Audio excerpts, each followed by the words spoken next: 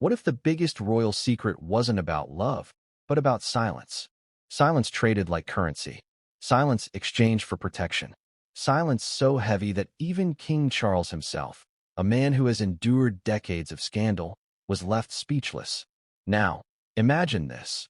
Princess Beatrice, known as one of the most discreet, low-profile royals, suddenly uncovers a hidden trail of emails.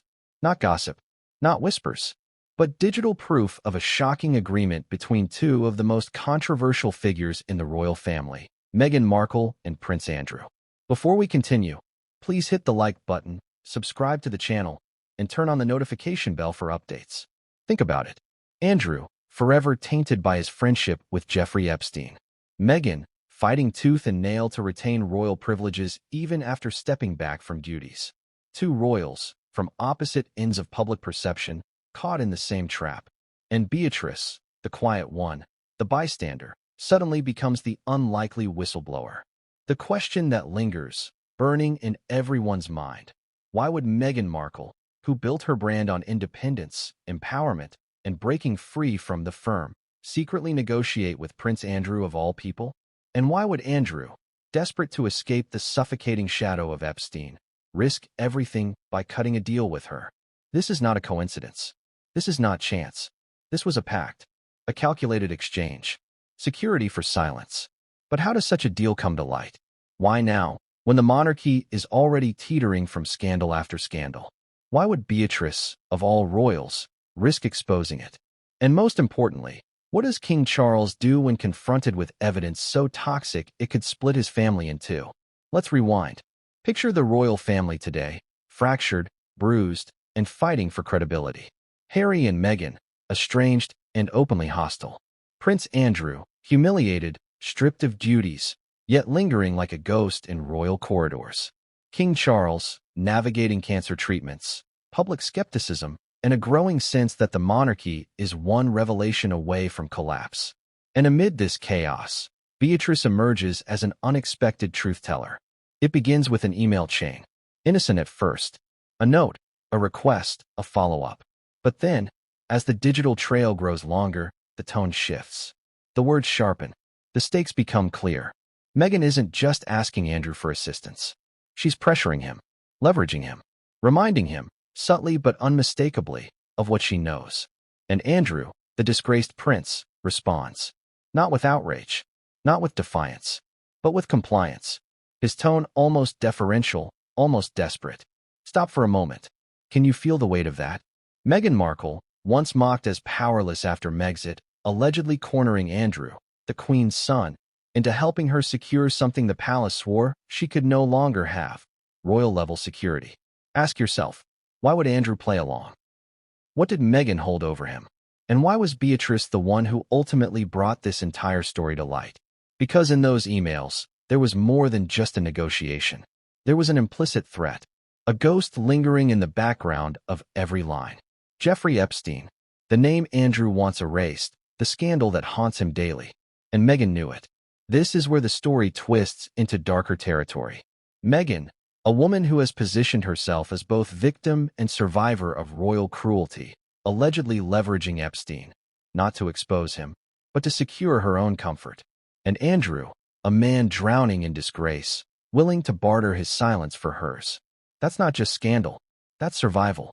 Now imagine Beatrice, not a tabloid darling, not a frontline royal, reading these emails.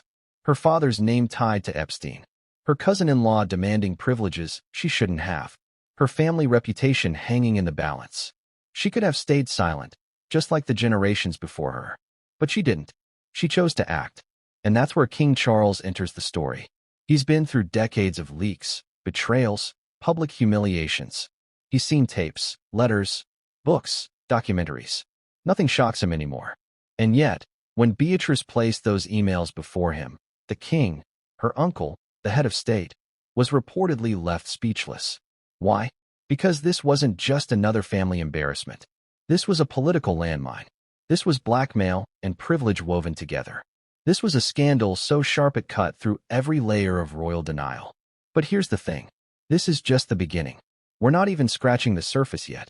Because behind every message lies a darker implication, What else does Meghan know? What else could she reveal if she wanted to? And how far was Andrew prepared to go to keep her silent? Do you see it now? This isn't just a story about Meghan and Andrew. It's a story about power, about leverage, about the monarchy's oldest currency, secrecy. And that's why this revelation matters today, right now, when the royal family can least afford another scandal. Because this time, it isn't just tabloids speculating. It's Beatrice, one of their own, forcing the truth into the open. But if you think that's the shocking part, wait until you hear what was attached at the bottom of one of those email chains. Because once you see it, you'll understand why this wasn't just a negotiation. It was something far more dangerous. And no one, not Charles, not Andrew, not Meghan, saw what came next. Beatrice was never meant to be the center of scandal. She grew up as one of the quieter royals, overshadowed by louder cousins, tabloid sensations, and the thunderous controversies that swirled around her father, Prince Andrew. Yet it is often the quiet ones, the ones who watch carefully from the sidelines, who stumble upon the most earth-shattering truths. And this time, what Beatrice discovered left her shaken to her core. It started innocently. A late-night check through her father's digital correspondence.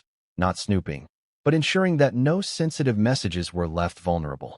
Andrew, careless with technology, had always been prone to leaving files unsecured. Family members knew this. Staff knew this. Even journalists joked about his inability to keep his digital life tidy. Beatrice, loyal yet cautious, sometimes intervened, quietly tidying the digital mess he left behind.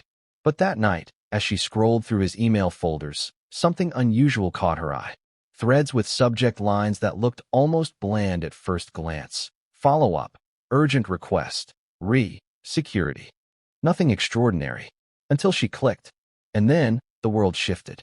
Inside those threads were exchanges between Meghan Markle and Prince Andrew. At first, polite. Meghan's tone was carefully crafted, deferential, almost flattering. She spoke of Andrew's influence, his long history with palace institutions, his understanding of protocol. But as the conversation unfolded, the words hardened. The deference evaporated. The requests sharpened into demands.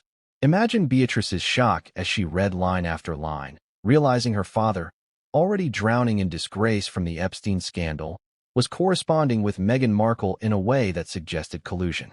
Collusion to secure something she was never meant to have again. Royal security privileges. Pause and let that sink in. Meghan Markle, who had stepped away from royal duties, who had publicly denounced the palace, allegedly leaning on Andrew, a man tainted by Epstein's shadow, to restore privileges the monarchy had stripped from her. Why him? Why not anyone else? Because Andrew had leverage. Not the kind of leverage one brags about. The kind of leverage buried under scandal, sealed behind silence, and feared by the monarchy itself. Now picture Beatrice reading deeper. The first email, Meghan expressing concern for her family's safety in America. The second, Andrew acknowledging the complexities, but hinting at possible avenues. By the third or fourth, Meghan's tone sharpened. There were suggestions, veiled references. She invoked the media's appetite for certain stories. She reminded Andrew, subtly but unmistakably, that sometimes silence was more valuable than words. This wasn't a plea. This was pressure. Beatrice scrolled through, her hands trembling. Every new email peeled back another layer. Meghan's language was strategic, crafted like a script. She played both sides of the coin, concern for her children, but also a quiet reminder of what she knew, of what she could say. And Andrew, he didn't resist. He didn't shut it down.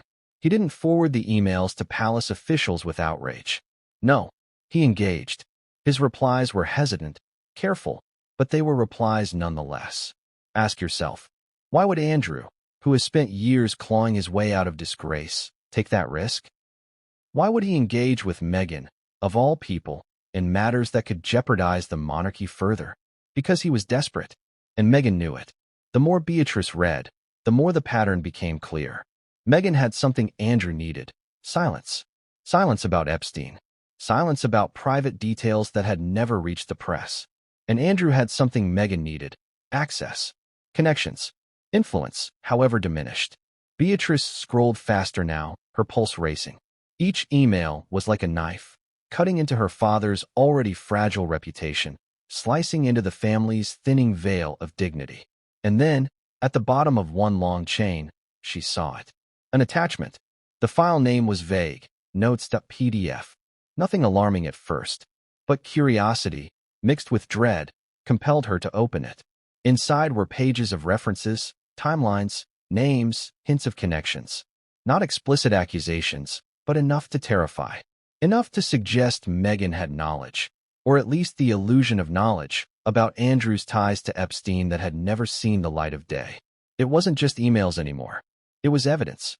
Beatrice leaned back, horrified. This wasn't a simple favor. This wasn't Meghan asking Andrew for help with red tape. This was a transaction. Security for silence. She closed the file quickly, her heart pounding in her ears. For a moment, she debated walking away, pretending she had seen nothing. But how could she? Every instinct screamed that what she held wasn't just family gossip. It was dynamite. And here's where the story twists. Beatrice wasn't the type to run to the press. She wasn't the type to leak for attention. Her nature was cautious, private, almost timid. But this was different. This was about survival. This was about her family's name, already battered, now teetering on collapse. So what does Beatrice do? She doesn't delete the emails. She doesn't confront her father immediately. She copies them, stores them away, keeps them safe. Because in that moment, she knows the truth. If Meghan and Andrew's deal ever comes to light, it could destroy the monarchy from within. But silence, even for Beatrice, was heavy. She needed to share it with someone. Someone who could understand the weight. Someone who could act. And that someone would change everything. Because when Beatrice finally revealed what she had discovered, the room went still. King Charles, a man hardened by decades of scandal, sat speechless. And yet, even Charles had no idea of the storm that was about to break. Because what Beatrice had found was just the beginning. The emails hinted at more, layers upon layers of secrets, leverage, and betrayal. And what came next would make the monarchy's past scandals look like child's play. Why was Meghan Markle so fixated on royal security? Why did she fight, plead, and allegedly negotiate behind closed doors for something the palace had already declared she no longer had a right to? That question, more than any other, lies at the heart of this scandal. And the deeper you dig, the more you realize this wasn't about protection alone. It was about status, control, and survival. From the very beginning of her royal journey, Meghan's relationship with security was complicated. At first, as Harry's fiancée, she was swept into the cocoon of royal protection. Armed officers, chauffeured vehicles, constant surveillance. A privilege that comes with both comfort and confinement. But for Meghan, it wasn't just about safety. It was about the symbol. Security wasn't simply guards with guns. It was a visible declaration to the world. She mattered. She was important. She was royal. And when Meghan and Harry announced their departure from royal duties, that shield cracked. Almost immediately, the palace made it clear, without working royal status, taxpayer-funded protection would no longer follow them abroad. To the monarchy, it was a simple rule. To Meghan, it was an insult and a danger. Pause here. Ask yourself, how would you feel, going from being guarded 24/7 to suddenly being treated like an ordinary celebrity? Especially when the world already had its knives out for you. Paparazzi lurking at every corner, tabloids digging for dirt, critics online dissecting your every move. For Meghan, it wasn't just fear of stalkers or strangers. It was the humiliation of being stripped of something she believed she deserved. And here's the irony. While Meghan framed it publicly as a matter of safety for her children, many inside the palace believed it was something more. They whispered that it was about hierarchy, about prestige, about the visible markers of status she refused to let go of. After all, what better way to prove you're still royal than to have an armed security team escorting you everywhere you go? This obsession came to the forefront when Meghan and Harry moved to North America. Remember the headlines? Canadian taxpayers were outraged at the idea of funding security for two royals who had quit. When they moved to California, questions grew louder. Who would pay for the millions it would cost annually? The palace said no. The British government said no. And Meghan, reportedly, refused to accept it. That's when the story shifts from desperation to strategy. Meghan began searching for leverage. She couldn't strong-arm Buckingham Palace. She couldn't persuade Parliament. But she could find cracks inside the family, cracks she could use. And who better to exploit than Andrew? A man clinging to what little influence he had left. Think about it. Meghan had no problem painting the palace as villains in interviews. But she was cautious, careful, when it came to Andrew. Even when she hinted at the monarchy skeletons, Andrew's scandal wasn't front and center in her narrative. Why? Because it wasn't in her interest, not yet. That silence was worth something. In the emails Beatrice uncovered, Meghan's fixation on security was threaded through every line. She didn't frame it as entitlement. She framed it as necessity. She spoke of Archie. She spoke of Lilibet. She conjured images of danger, the press hounding Diana, the threats against royals in the past. But beneath the heartfelt words, there was steel. She wasn't asking Andrew for sympathy. She was cornering him into acknowledging that he could make things happen. The subtle manipulation was astonishing. Meghan positioned Andrew as her ally, almost flattering him with lines about his understanding of royal protocol and his unique ability to help. But beneath the flattery was an unspoken reminder. She knew his secrets. She knew what the world whispered about him. She knew what Epstein's name did to his reputation. And if she could imply sympathy, she could also imply danger. Audience, ask yourself this. Was Meghan fighting for protection as a mother? Or was she fighting to keep the optics of royalty alive, even while living outside the royal walls? Was this about survival, or about refusing to be ordinary again? This obsession didn't just affect her, it affected Harry too. He spoke openly in interviews about his anger at losing security, claiming his family was at risk. But insiders suggested Meghan pushed hardest. It wasn't just fear, it was pride. Now, here's where things take a chilling turn. Security experts warned that Meghan and Harry could pay privately for guards, but they wouldn't have the same access as royal police. No intelligence briefings. No automatic diplomatic immunity. No classified protection. And Meghan hated that gap. To her, being treated as less than royal wasn't acceptable. So she turned to Andrew. Andrew, for all his disgrace, still had old contacts. Friends in government. Connections within the machinery of royal privilege. He was weakened, yes, but he wasn't powerless. And Meghan, obsessed with regaining what she felt was rightfully hers, latched onto him. Imagine that dynamic. Meghan, determined and calculating. Andrew, desperate and vulnerable. Two disgraced figures, clinging to each other in the shadows. And here's the contradiction that makes this story so explosive. Meghan built her image on independence, breaking free from royal chains. Yet here she was, allegedly clawing to keep the very privilege she had renounced. She told the world she wanted freedom, but she still wanted the trappings of monarchy. Security, status, recognition. That contradiction is what makes Beatrice's discovery so powerful, because it exposed not just Andrew's desperation, but Meghan's obsession. An obsession that went far deeper than fear. And if you think it ends there, think again. Because the very next set of emails would reveal the true cost of this obsession. Not just what Meghan demanded, but what she offered. And when you see what was on the table, you'll understand why this security for silence deal was far darker than anyone could have imagined. Prince Andrew has always lived under shadows. For years, his scandals lingered like smoke, clinging to him, staining every room he entered, no matter how much he tried to brush it off. But nothing, absolutely nothing, compared to the weight of Jeffrey Epstein. That name was not just a stain, it was a curse. And Meghan Markle knew it. If Meghan's obsession was royal security, Andrew's was survival. Pure survival. The desperate attempt to keep what little dignity he still had left. The Epstein connection was the millstone around his neck, dragging him deeper into disgrace. Every photo with Epstein, every interview where he fumbled his excuses, every headline branding him the disgraced Duke, it all made him radioactive. He had been stripped of duties, banished from royal representation, and reduced to an embarrassing footnote in the monarchy. So why would Meghan approach him? Because Meghan understood leverage. She saw in Andrew not just a scandal, but an opportunity. He was weakened, isolated, desperate to be useful again. And when a person is desperate, they make deals they otherwise never would. Let's pause here. Think about the irony. Andrew, the Queen's once favored son, reduced to clinging onto relevance. Meghan, once dismissed as powerless after leaving the firm, positioning herself as the one pulling strings. The balance of power had flipped. Andrew still had connections, and that's what Meghan exploited. He may have been disgraced, but his network didn't vanish overnight. Former courtiers, sympathetic allies, even people inside security and government structures still owed him favors or feared his wrath. And Meghan, determined to regain the security she believed she was owed, pressed on those cracks. But what did Andrew want in return? That's where Epstein re-enters the picture. Andrew's greatest fear wasn't the press anymore. It wasn't even legal repercussions, though those loomed over him. His deepest fear was exposure. Exposure of the unknown.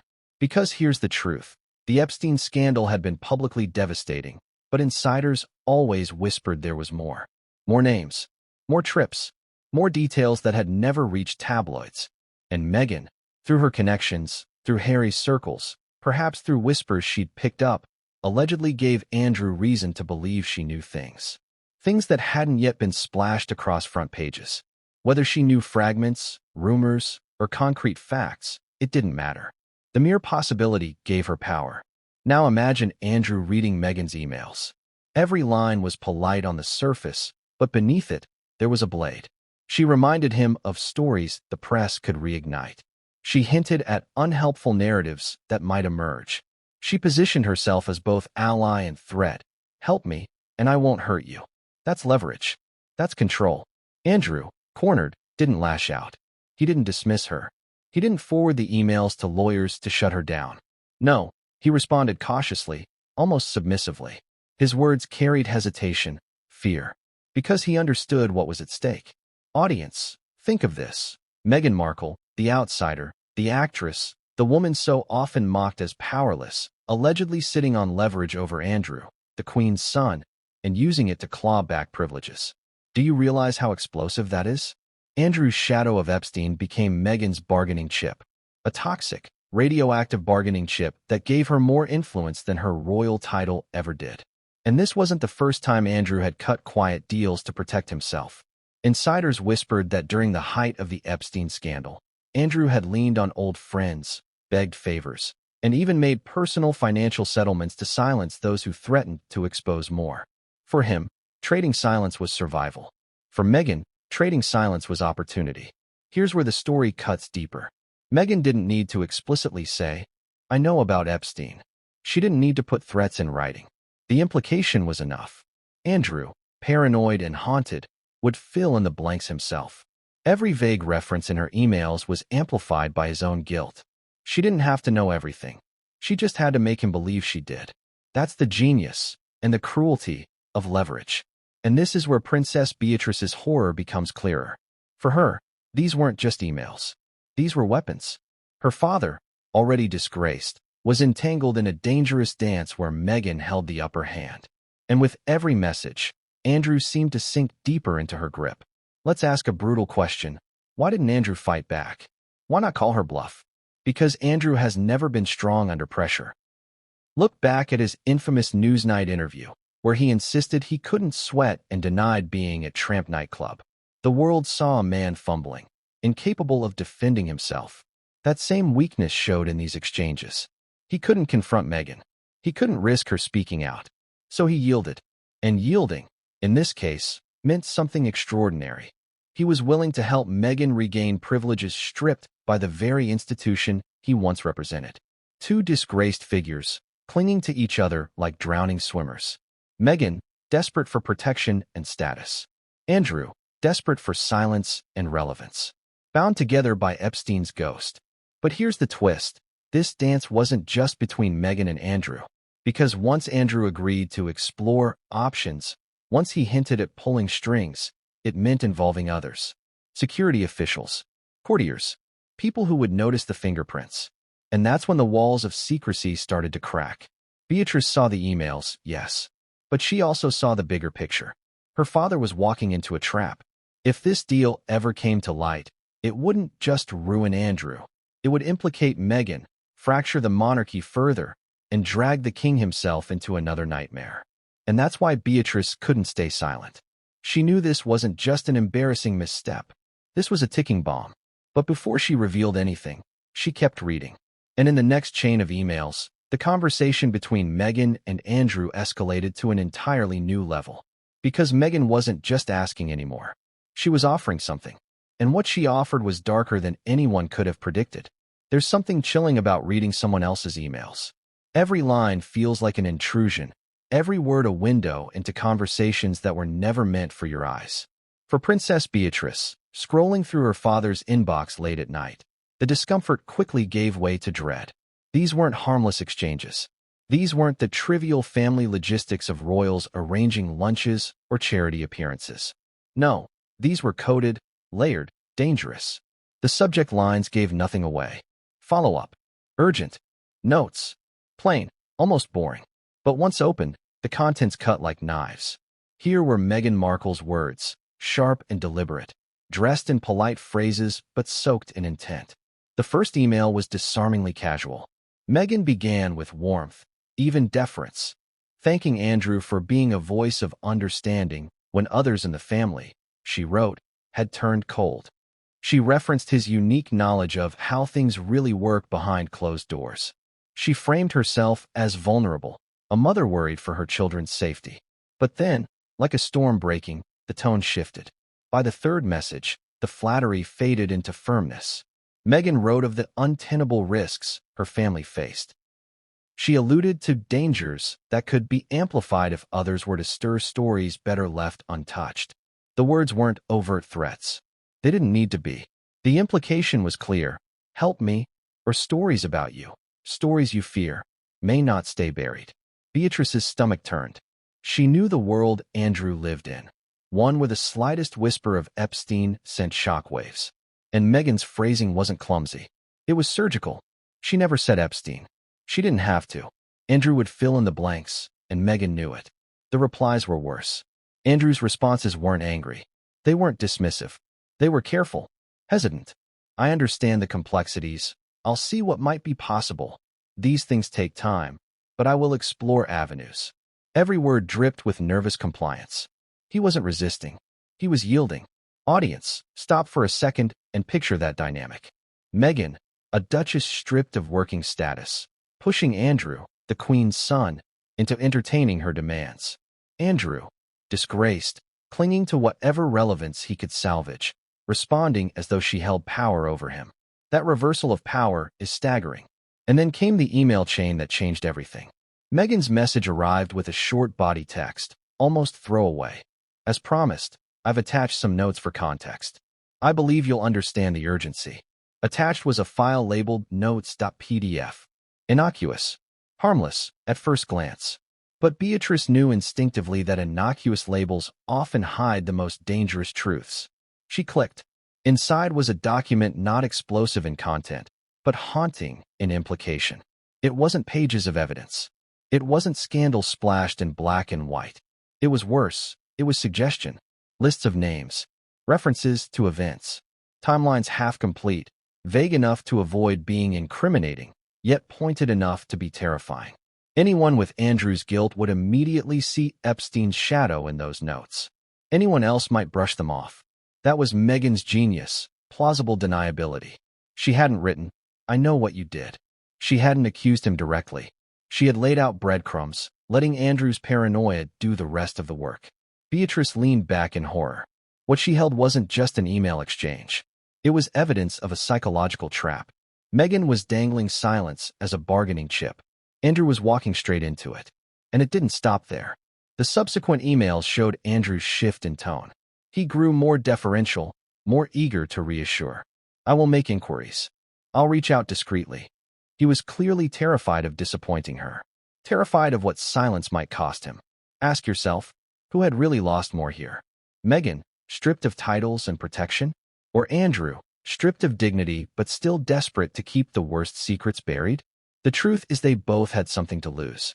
And that's what made this deal so toxic. For Meghan, security was more than bodyguards. It was validation. It was proof she was still royal in all but name. For Andrew, silence was more than comfort. It was survival. And in these emails, both needs collided in a pact neither dared admit openly. Now picture Beatrice, sitting alone, the glow of the laptop screen illuminating her face, reading through every line, every hint, every attachment. This wasn't just her father's shame anymore. This was Meghan entwined in the same web, using his disgrace as leverage. And Beatrice knew, if this ever saw daylight, The monarchy would not survive unscathed. But here's the twist that gnawed at her. Meghan hadn't simply demanded. She had offered something in return. Something more than silence. Something Andrew clearly valued.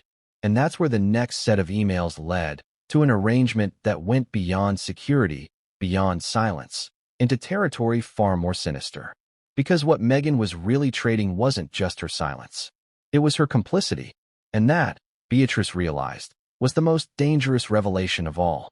Imagine this, a file so ordinary in name, so nondescript in its appearance, yet so heavy in its implications that it could shake the foundations of the monarchy itself. That was what Princess Beatrice found when she clicked on the attachment labeled notes.pdf. At first glance, it was nothing. A few typed lines, scattered bullet points, vague references. But in the context of who sent it, who received it, and what it implied, it was dynamite. Inside were fragments. Not accusations. Not full stories. Fragments. A name here. A date there. A mention of New York dinner, 2010. A cryptic reference to private flight, not on manifest. Another to villa stay, summer. Anyone else might have skimmed and dismissed it as random notes. But Beatrice wasn't anyone else. She was Andrew's daughter. And she knew what those references would mean to him. This wasn't evidence meant for court. This wasn't a smoking gun. It was a carefully crafted shadow, enough to terrify Andrew without giving anyone else grounds to challenge Meghan. That was the brilliance of it. Meghan hadn't laid out charges. She hadn't threatened him outright. But the subtext screamed louder than words ever could. I know things you don't want the world to know. Beatrice's hands shook as she scrolled. Could Meghan really have had this knowledge? How did she compile it? Through whispers, through Harry's circles, through journalists who traded rumors like currency. Or had she pieced it together herself, constructing a weapon out of fragments and suggestion? The answer didn't matter. What mattered was that Andrew would believe she knew enough. And that belief gave her power. Andrew's response confirmed it. A short, panicked message, understood. I will ensure discretion. We must not allow this to be mishandled. It was almost groveling. The words of a man already caught in a trap. A man conceding control. Audience, pause here and think. Why would Andrew, a prince of the realm, son of the late queen, bow his head to Meghan Markle, the woman the palace branded a troublemaker, the one dismissed as gone rogue? Because in this exchange, titles didn't matter. Reputation didn't matter. What mattered was leverage.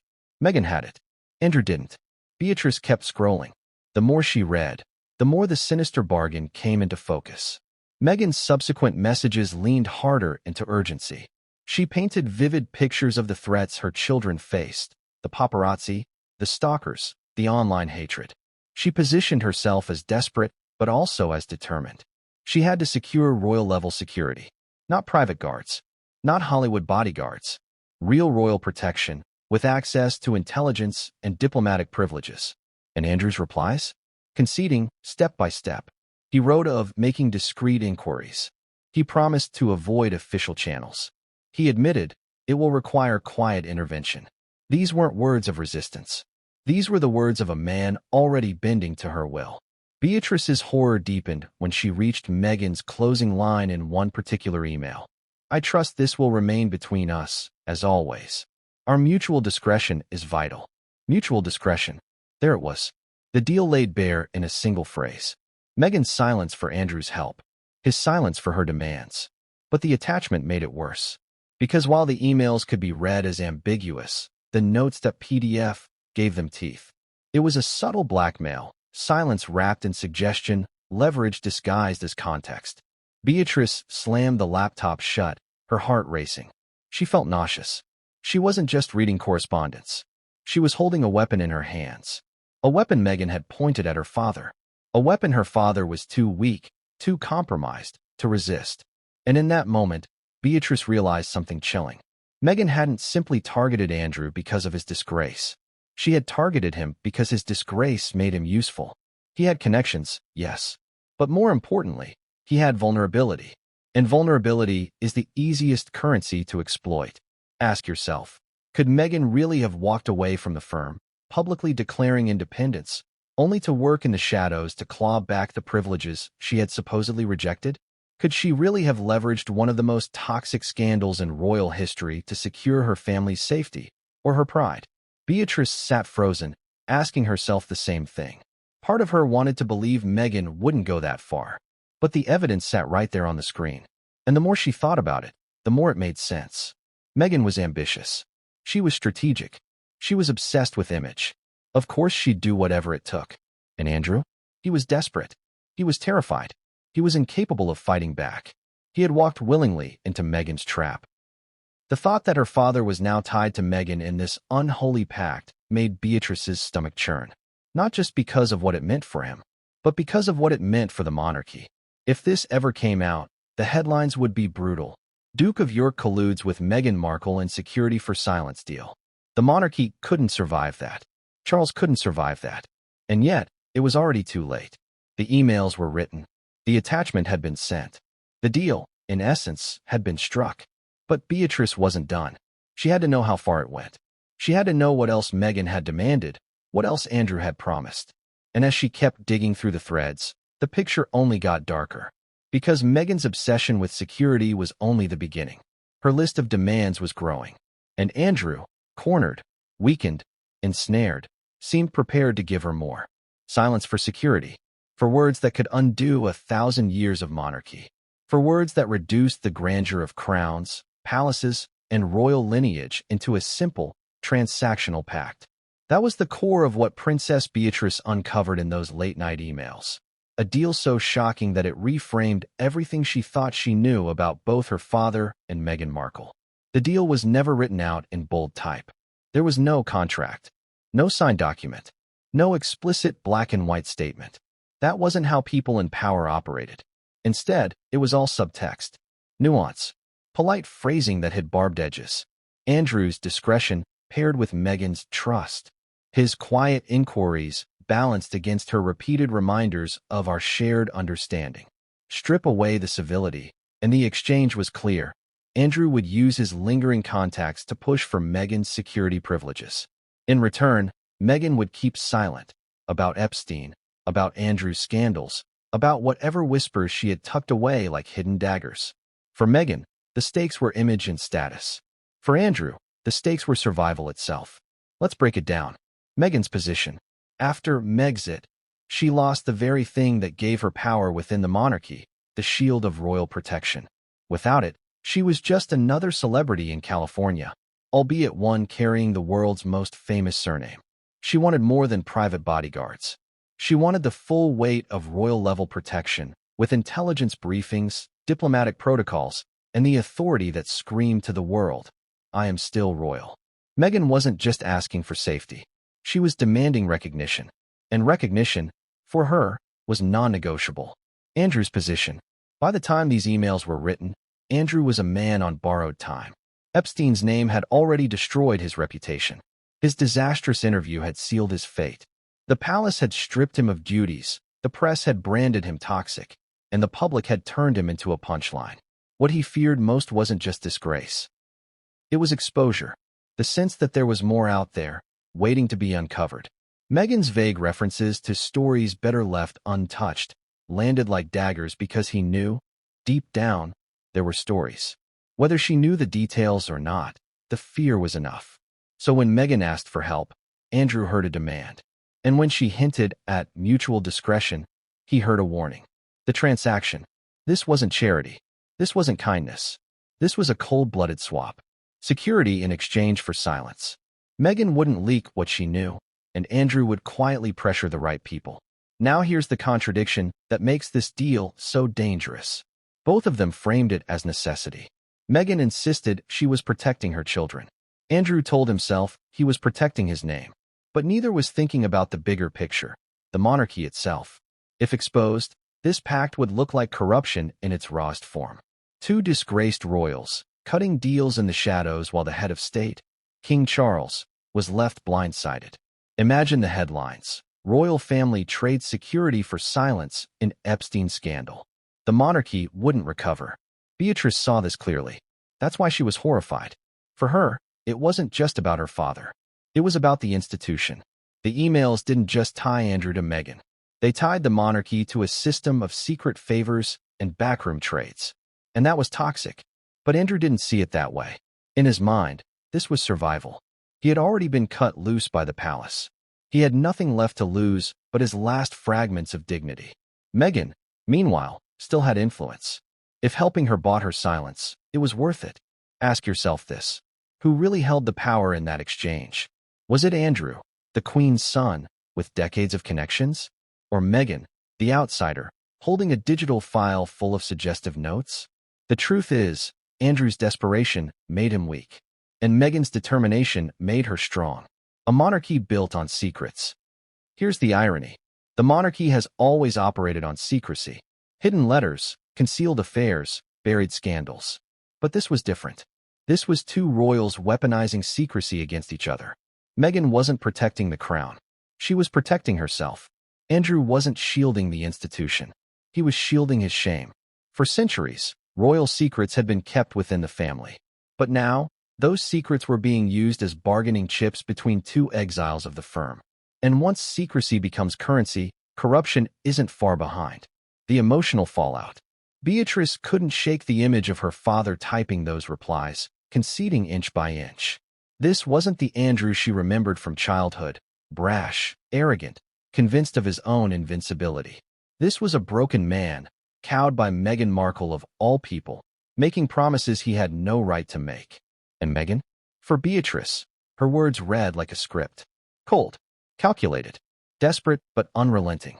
The Duchess who claimed to want freedom from the palace was still chained to its privileges, and was willing to trade silence over a predator's shadow to get them back. That was the part that sickened Beatrice most. Not the ambition, not the desperation, but the willingness to weave Epstein's darkness into her own strategy. And yet, this was only the beginning. Because once Andrew had yielded, once he had agreed in principle to help, Meghan didn't stop at security. Her list began to grow.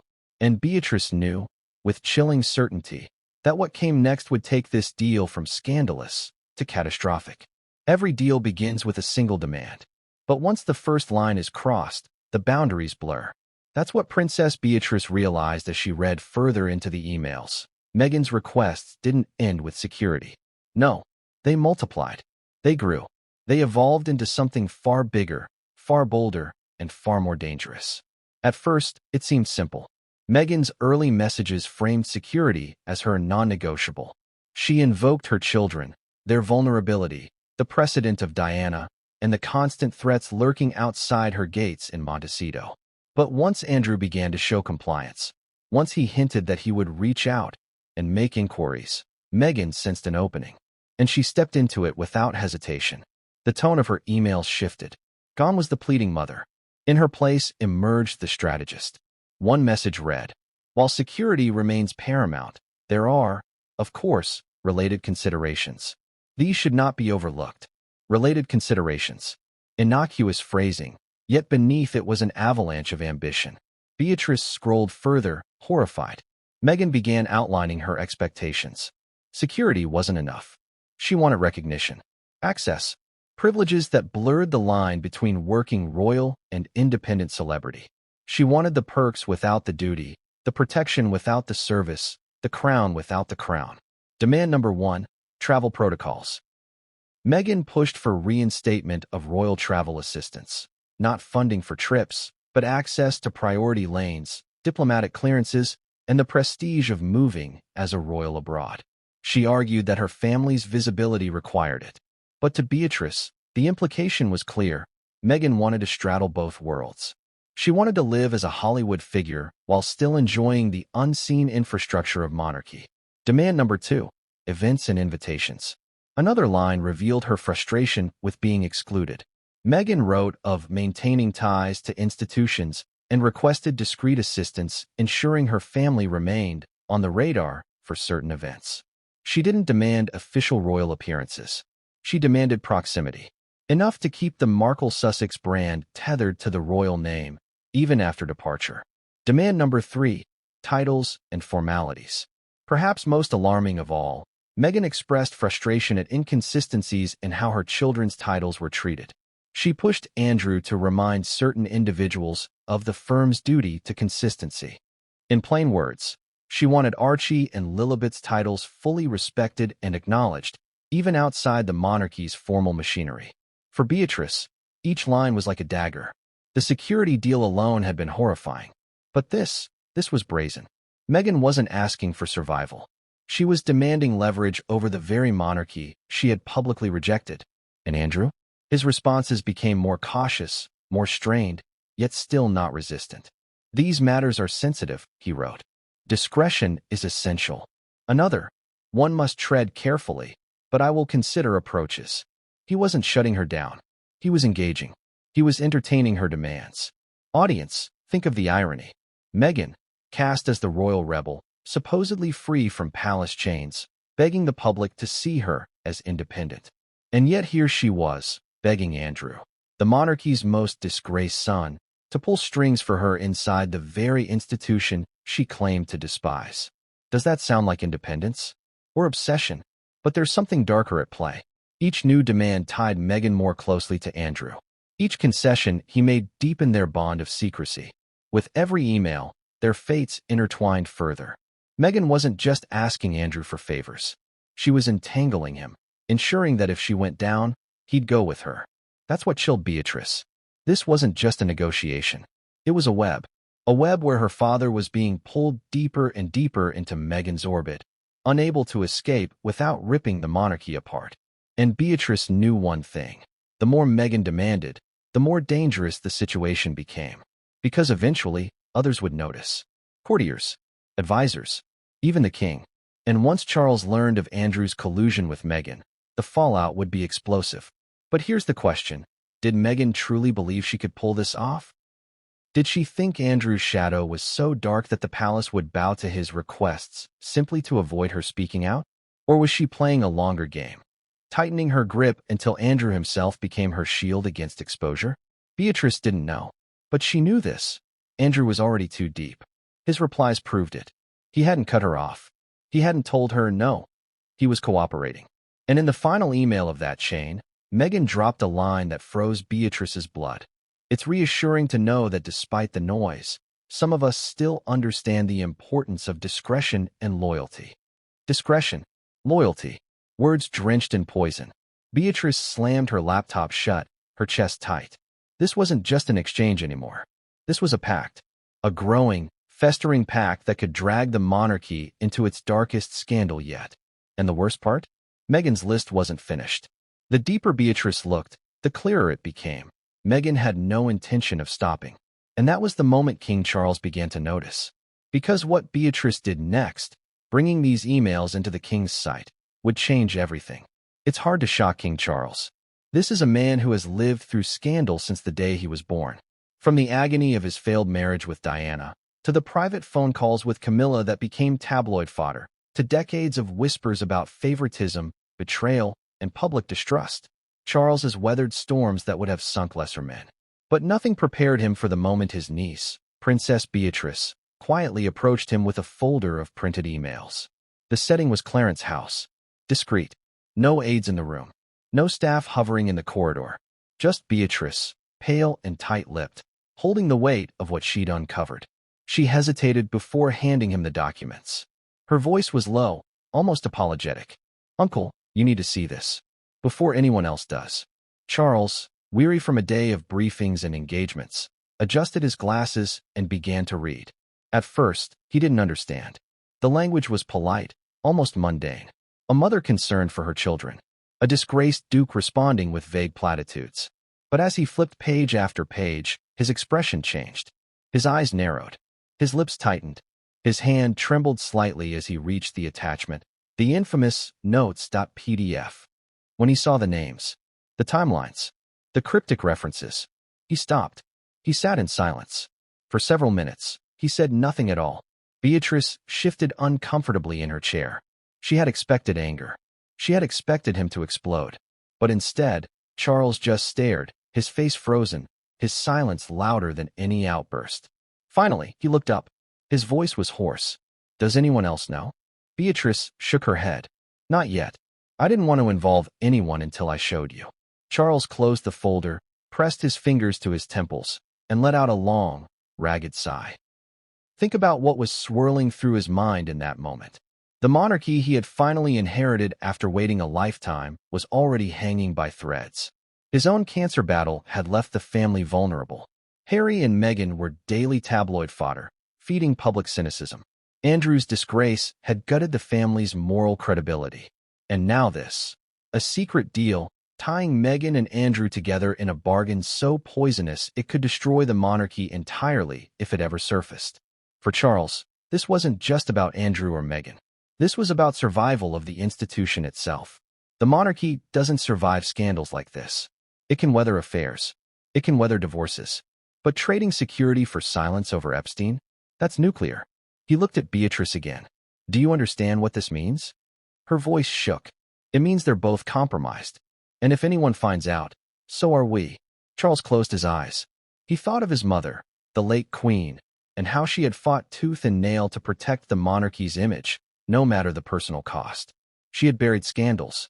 She had sacrificed family members to preserve the crown. And now, just months into his reign, her son was confronted with a scandal so dark it made even Diana's fury and Andrew's disgrace look small. The irony was bitter. Beatrice, the quiet, overlooked princess, had become the bearer of truth. Andrew, his brother, once the queen's favorite, had become the monarchy's most dangerous liability. And Meghan, the woman who claimed she wanted freedom, had become a hidden threat, clawing back privileges through manipulation. Charles wanted to rage. He wanted to tear the pages in half. But he couldn't, because the truth was staring back at him in black and white. For once in his life, King Charles had no words. He was speechless. But silence wasn't an option. Something had to be done. Here's the problem. Every possible move carried risk. If he confronted Andrew directly, Andrew might panic, lash out, or even confirm the deal to Meghan. If he confronted Meghan, she could use it as ammunition, painting herself as a victim yet again. If he did nothing, the pact would fester in the shadows until it exploded on its own. Beatrice leaned forward. You have to decide, Uncle. Do we bury this? Or do we stop it before it goes any further? Charles didn't answer immediately. He walked to the window, staring out at the gardens, his face etched with lines of exhaustion. He thought of William, who would inherit all of this. He thought of Harry, now entangled with Meghan in ways more dangerous than ever. He thought of the monarchy itself, built on centuries of silence, now threatened by silence of a different kind. The choice before him was brutal. Protect the family, or protect the crown. And as Charles stood frozen in thought, Beatrice realized something chilling. Her uncle, the King of England, the man raised his entire life to rule, didn't know what to do. For the first time, he seemed powerless. That was the true scandal. Not Meghan's demands, not Andrew's compliance, but the silence of a king who didn't know how to save his dynasty from itself. And yet, Beatrice knew one thing. This couldn't stay hidden forever. Because outside Clarence's house, the whispers were already starting. And soon, another figure, one who had been in Andrew's life far longer than Meghan, would insert herself into the story. Sarah Ferguson, and her involvement would make the entire situation even more volatile. Princess Beatrice had never been a rebel. Her life, compared to the circus that surrounded her cousins William and Harry, was quiet, almost invisible. She wasn't the glamorous royal the press fawned over, nor the scandal-ridden one they hounded. She was the safe one, the dutiful daughter who stayed in the background, who smiled politely at charity events, who carried the burden of her father's disgrace with silent dignity. But the night she handed King Charles that folder, something inside her shifted. She realized that silence, the very thing the monarchy had thrived on for centuries, was killing it. Silence had shielded Andrew for years. Silence had let Meghan manipulate her father unchecked. Silence had turned the monarchy into a house of shadows, where truth was always sacrificed for image. Beatrice decided she couldn't be silent anymore. The breaking point. After leaving Clarence's house that evening, Beatrice sat in her car, her hands gripping the steering wheel, her mind racing. What had she done? She had just delivered her own father's secret to the king. She had broken the unspoken royal code, protect the family at all costs. But deep down, she knew she had no choice. The more she thought about those emails, the more she realized they weren't just a scandal waiting to erupt. They were a noose tightening around the entire family. If Meghan succeeded, she'd prove that the monarchy was vulnerable to manipulation. If Andrew kept conceding, he'd drag them all deeper into disgrace. And if Charles stayed frozen, the monarchy would collapse under the weight of its own cowardice. For Beatrice, this wasn't about ambition. It wasn't about headlines. It was about conscience. She remembered being a child, watching her father boast at parties, strut at events, bask in his mother's favoritism. She had believed, back then, that he was untouchable. But now, as an adult, she saw the truth. He wasn't untouchable. He was compromised. And worse, he was too weak to admit it. Beatrice's private resolve. In the days that followed, Beatrice moved differently. She was quieter than usual at family gatherings, her eyes darting, her ears always open. She began asking subtle questions, piecing together how much others knew. Had anyone else seen the emails? Did staff suspect Andrew was meddling again? Were whispers of Meghan's demands reaching William's camp? But she kept her role hidden. To the outside world, she was still the same soft-spoken princess, attending low-profile events, smiling for cameras. Behind the scenes, she was a woman carrying dynamite in her handbag. She began copying the files to encrypted drives, ensuring they wouldn't vanish if Andrew discovered her snooping. She spoke to no one but Charles, guarding the secret like a hawk. And she made a decision. If the time came, she would go public. Not with the press, not yet, but within the family. She would not let this rot in silence. The emotional conflict. The hardest part was her father. Every time she saw him, she felt the weight of betrayal. She had exposed him to the king. She had broken his trust, even if he didn't know it yet. But she also couldn't unsee what she'd read.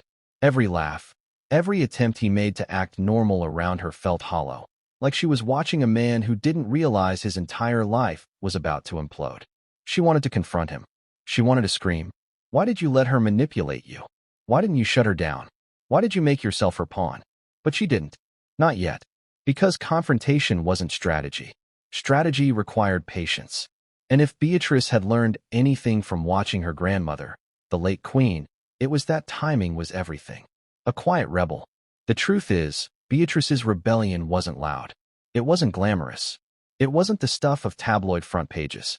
It was quiet, subtle, strategic. She wasn't storming into TV studios to denounce Meghan or Andrew. She wasn't feeding leaks to journalists. She was doing something far more dangerous, waiting. She began keeping notes. Private reflections. A journal where she documented everything she had seen and everything she suspected. If the scandal ever broke, she wanted a record. A record that proved she had acted not out of malice, but out of duty. And in those notes, she wrote something chilling. If silence is loyalty, then I cannot be loyal. Not if it means letting this destroy us all. The risk. Make no mistake, Beatrice's quiet rebellion came at enormous risk. If Andrew discovered she had copied his emails, he would see it as betrayal. If Meghan learned that Beatrice had intervened, she could twist it into another public narrative of victimhood, painting Beatrice as part of the machine that sought to destroy her. And if Charles chose to bury the documents, Beatrice would be isolated, cast as the troublemaker in a family that despised troublemakers. But Beatrice was willing to risk it, because the alternative, doing nothing, terrified her more. The ripple effect. Her decision, though private, began to ripple. Staff noticed her tension. Aides whispered that Beatrice was unusually serious, unusually preoccupied. Even Eugenie, her sister, asked if something was wrong. Beatrice brushed it off, but the truth was eating her alive. She knew the emails couldn't remain in a drawer at Clarence's house forever. Eventually, Charles would have to act. Eventually, the truth would leak. And when it did, Beatrice's role would become clear. The day after she showed Charles the folder, she received a phone call. A voice she hadn't expected. Calm, measured, familiar. It was Sarah Ferguson, her mother, the woman who had stood by Andrew through every scandal, every humiliation. And her words sent a chill down Beatrice's spine. "I think it's time we talked about your father. There are things you don't know." And in that moment, Beatrice realized her rebellion had just dragged another player into the game. A player who had lived in Andrew's shadow longer than anyone else. And Fergie wasn't about to stay quiet. The monarchy has always been a tale of two realities. The polished, choreographed facade presented to the world, and the messy, brutal truth behind palace walls. For centuries, the Windsors have mastered the art of keeping those two realities apart. But with the Meghan-Andrew pact hanging in the balance, that fragile divide began to crack. What Princess Beatrice had uncovered was no longer just a private scandal. It was becoming a war, Public perception versus private survival. The public mask. In the weeks following Beatrice's discovery, the royals carried on as usual. Smiles at ribbon cuttings. Carefully curated photo ops. Charles and Camilla hosting dignitaries. William and Catherine appearing poised as ever. Even Andrew surfaced, not at grand events, but in carefully selected, low-risk appearances, charity visits, quiet church walks, staged moments designed to remind the public he still existed, if only barely. But the smiles were masks. Behind them, the family was in panic. The emails sat like a ticking time bomb in Clarence's house, known only to Charles and Beatrice. Advisors whispered about strange movements, noting Andrew's sudden eagerness to be helpful in areas that no longer concerned him. Meghan, meanwhile, played her part in Montecito, glamorous appearances, polished interviews, coy comments about unfinished business with the firm.